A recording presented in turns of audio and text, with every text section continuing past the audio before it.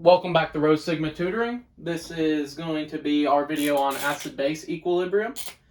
And what we need to do first is just review from Gen Chem 1 what exactly acids and bases are. And in Gen Chem 2, you're given three definitions of of acids and bases. So, and then we're going to have the three different ways up here. So the first way is the Arrhenius, is an Arrhenius acid and an Arrhenius base. All right, so and what an Arrhenius acid is it increases, when you put it in water, it increases the amount. So an increase in the concentration of hydronium ions, which increases the pH, that we know. So acids increase the concentration of H+, and it also it also decreases pH, because an increase in hydronium ions decreases the pH. An Arrhenius base, however, increases the amount of OH minus hydroxide. So this would increase pH. Okay, so that's one definition of acids and bases. What about what did Bronsted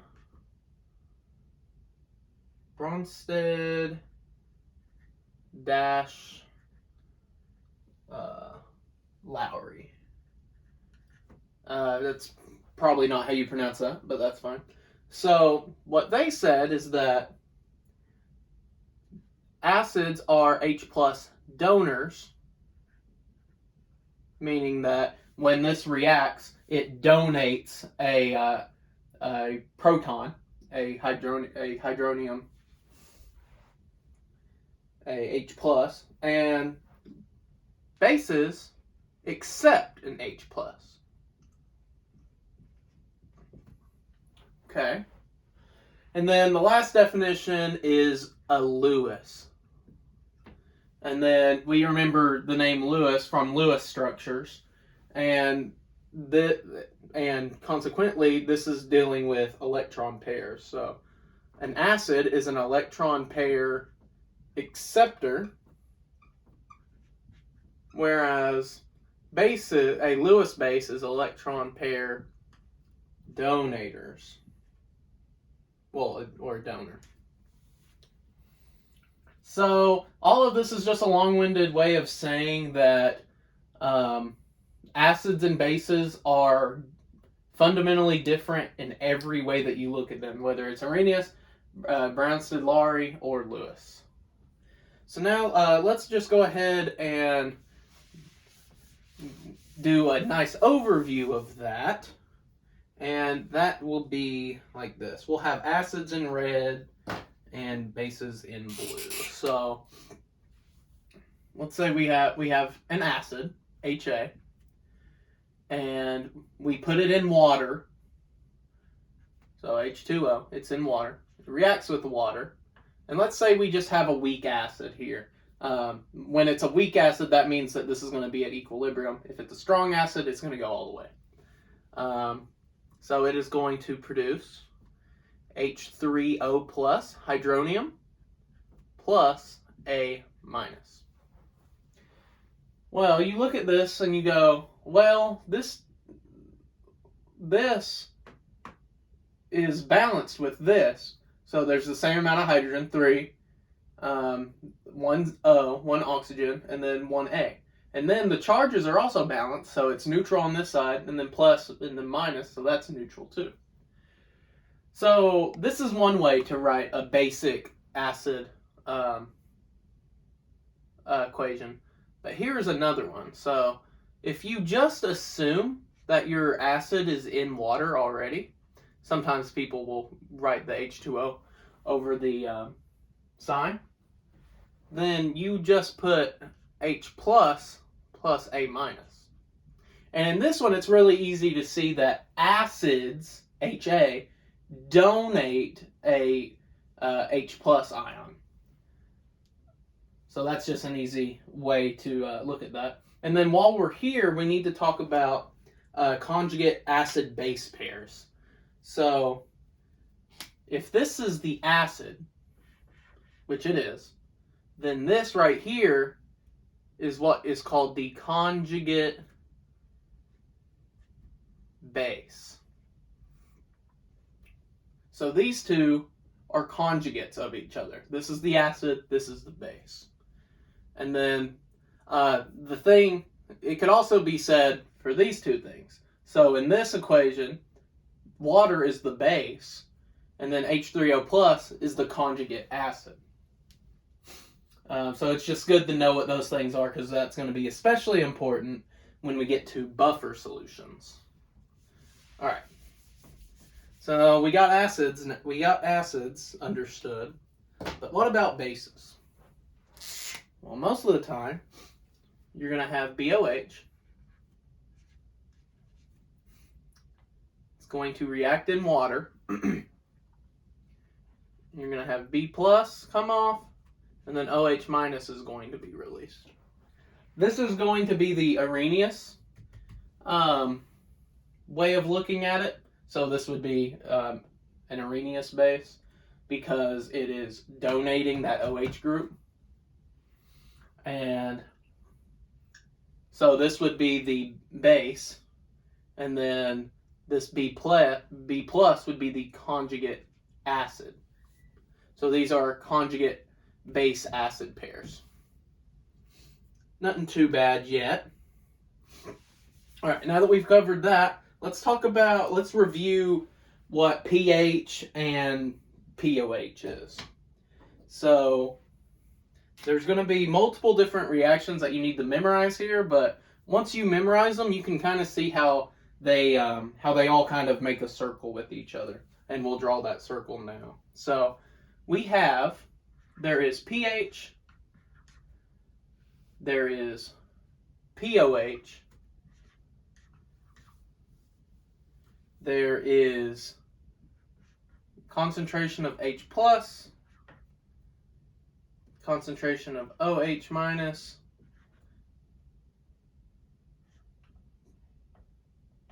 KW. We'll do PKW. Okay. So how I like to do this is, well, let's add one more thing to this. So let's just write out the equation actually. And then we'll do that. So pH is equal to the log of the H plus concentration. POH is equal to the negative log of OH minus. And then pH plus POH is equal to PKW, and that's equal to 14. And you go, that 14 number looks familiar when we're talking about pH.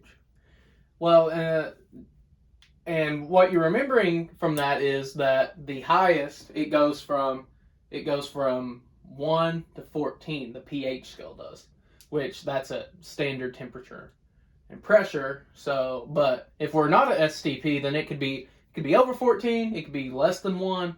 It just depends on the situation. But regardless, if we look at this, if pKa is always 14 at standard temperature and pressure, which since we're in Chem 2, you can pretty much always assume that that's going to be the case. If we have one of these values, we know the other one.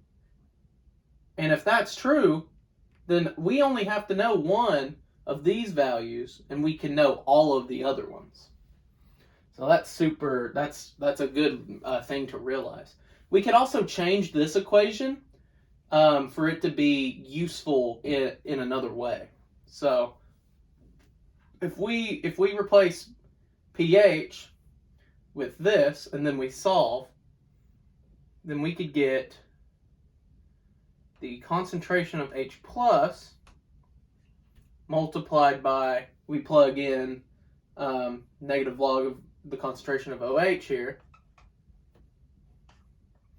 and we do a bunch of math, and then we do that. So another thing we need to realize is that pKw is equal to 14. So if we were to undo that negative log, then it would be Kw is equal to 1e negative 14, because that's just the that would be 10 to the power of negative 14. So this would be equal to Kw, and that's equal to 1e negative 14. So these are going to be our four main equations for this one. I find this one's a little bit easier to go to and fro with because it's just easier math. But this one can be a little quicker depending on the situation. All right. So just real quick, you can kind of think of this as like a mole map, but for pH and POH. So let's have pH here. We'll have POH here. If we wanted to go from pH to POH, we could do one of two things. So we could use pKw, or we could go to concentration of H plus, and then we could go to the concentration of OH minus, and then we could make it to there. So if we wanted to use this pathway, then we would use the equation pKw is equal to 14 plus pH plus POH. So that's easy. If we wanted to go from here to here, well, one equation we would need is pH is equal to negative log hydronium, or H plus ion. We would also need the equation, so comma, we would need Kw is equal to 1e negative 14, and that's equal to the concentration of H plus multiplied by the concentration of OH minus. And then the third equation that we would need is POH is equal to negative log concentration of OH minus. So obviously one way is easier than the other, but if you're able to do this, if you're able to go to and back, then you have this down. So this is nothing too complicated yet. We just need to know how to get pH if we're given any one of those values, whether it's concentration of H plus, concentration of OH minus, the pH, or the POH. All right, so let's do a quick practice problem. The first one is, what is the concentration of H plus and pH of 0.01 molar acetic acid? And acetic acid's Ka value is 1.8 E negative 5. So the first thing we need to realize here is that acetic acid is not a strong acid. One way we know that is because its Ka is not 1. If the Ka was 1, then then that acid would be completely dissolved. You could think of it like that. Completely dissociated is the term. And it's not. It's a pretty small number. So what we need to do is go, well, acetic acid is put in water. Well, it's in an aqueous state with the water. What's the concentration of H plus and what's the pH? Well, for this one, you don't even have to know what acetic acid looks like. You can just use the standard HA. And then we use a double-sided arrow because we know it's a weak acid, not a strong acid, because of that low Ka value.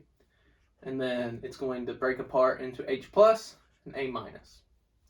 So now we just set up an ice table, and at initial conditions there's 0.01 molar, and then there's 0 on this side, 0 on this side, so this side is obviously going to gain it with equilibrium. So it's 0.01 molar minus X, and then we got X here, we got X there. So let's go ahead and make a Ka value. So Ka, the equilibrium constant, is products over reactants. So it's X times X, that's just going to be X squared, because we're multiplying those two things together. And then in the denominator, it's going to be 0.01 minus X.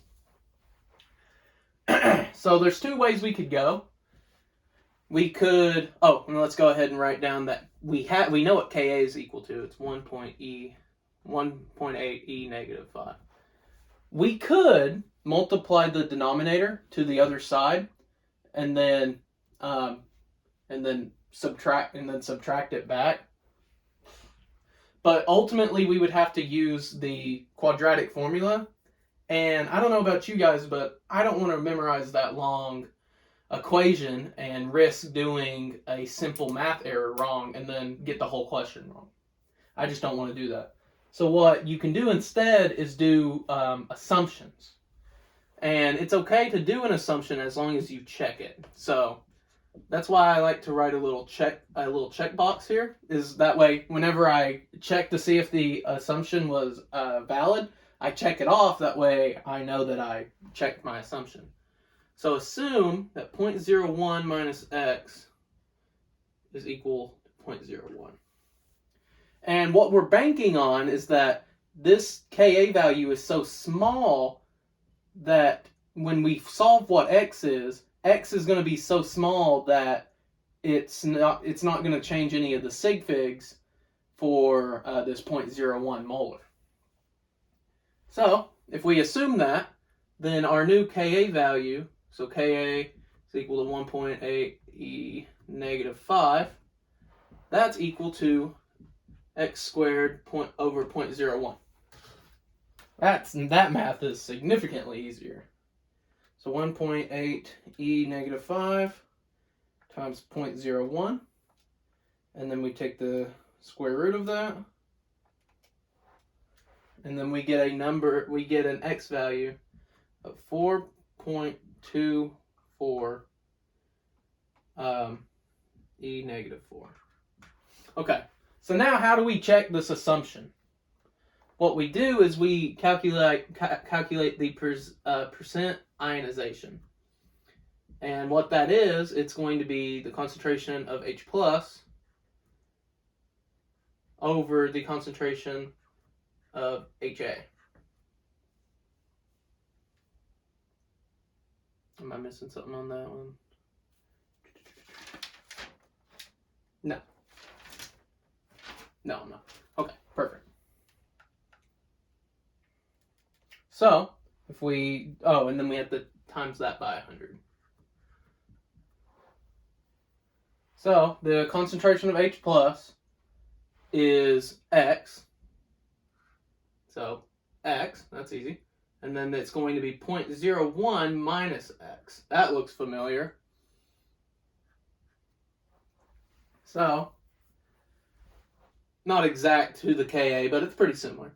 And then we're going to times that by 100. Well, we know what X is, so we just plug that in. So 4.24 E answer divided by 0.01 minus answer. And we times that by 100, and we get the percentage of 4.4%. So if this percent is anything less than 5, so 5%, 5% is your limit. So if this number would have been above 5%, then I would have said, hey, that's a bad assumption.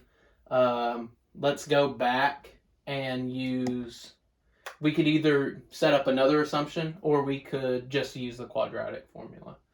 But most of the time, your assumption is going to be safe, and in this case it is, so check, that's safe.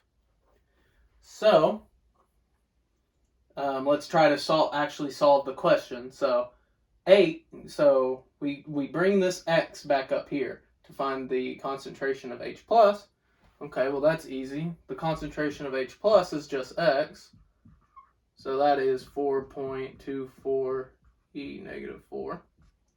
That's going to be molar. And then to find pH, pH is just the negative log of that.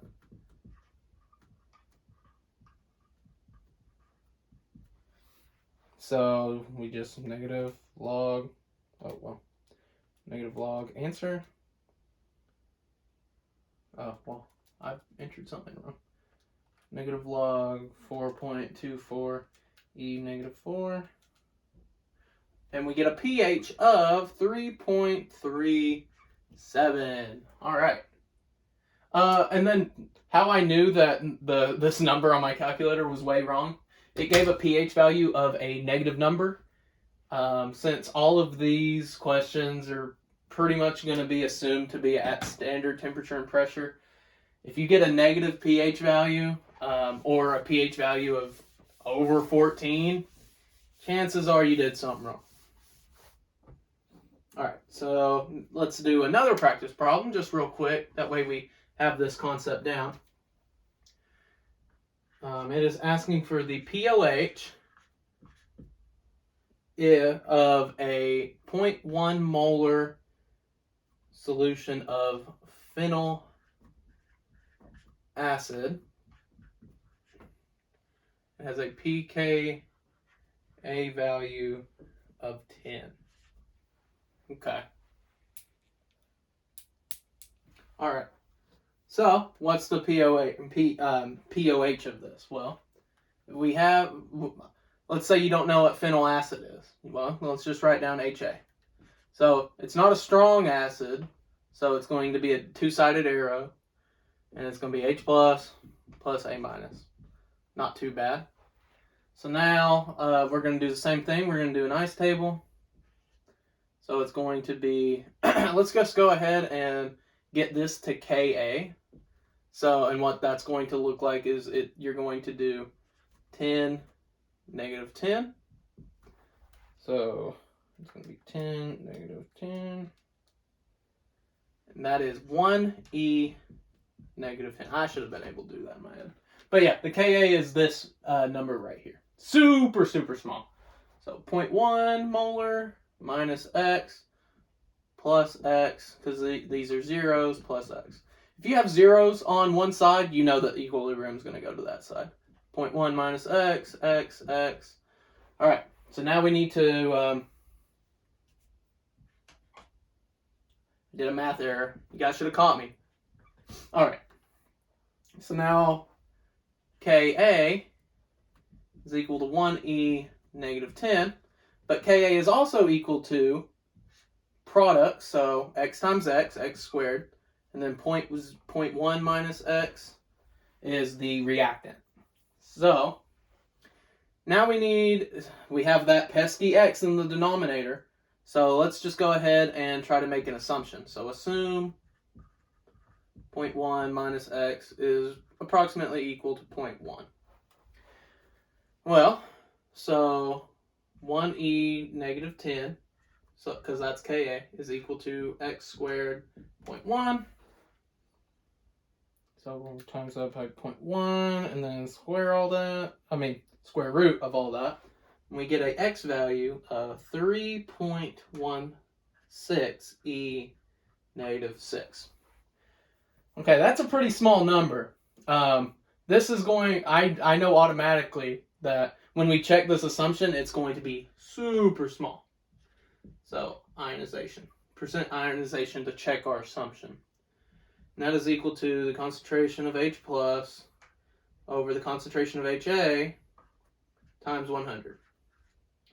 Well, that is going to be equal to X and then 0.1 minus X times 100. And then we just plug in X for right there, and we get answer divided by 3.1 minus our answer. And we get a value, oh, then times it by 100. Don't forget that. And you get a super small 3.16 e negative 3%. So, yeah, that assumption is super safe. So now we need to plug in for our H plus here.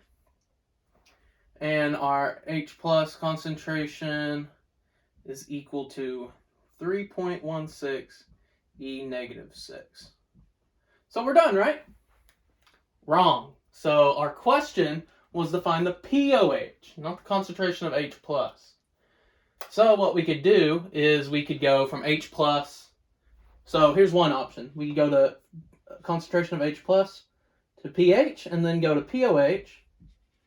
Or we could go to the concentration of OH minus and then go to POH.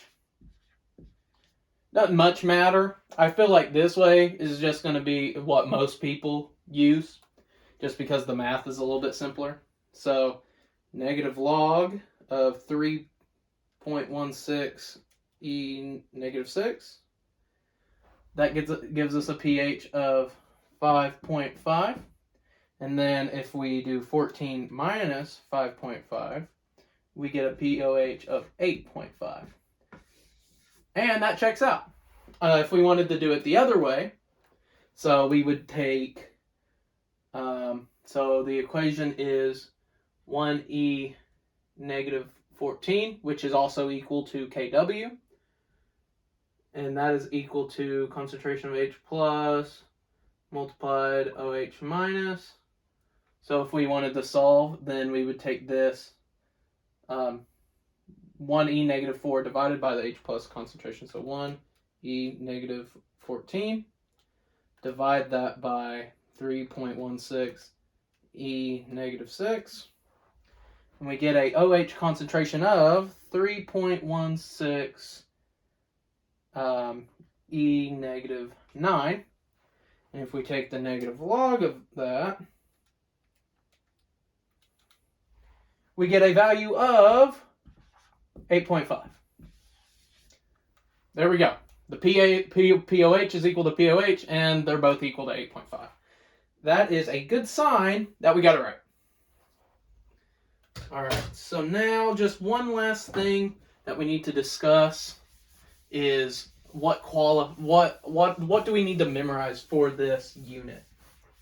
Well, those are going to be the list of strong acids and strong bases. So, strong acids,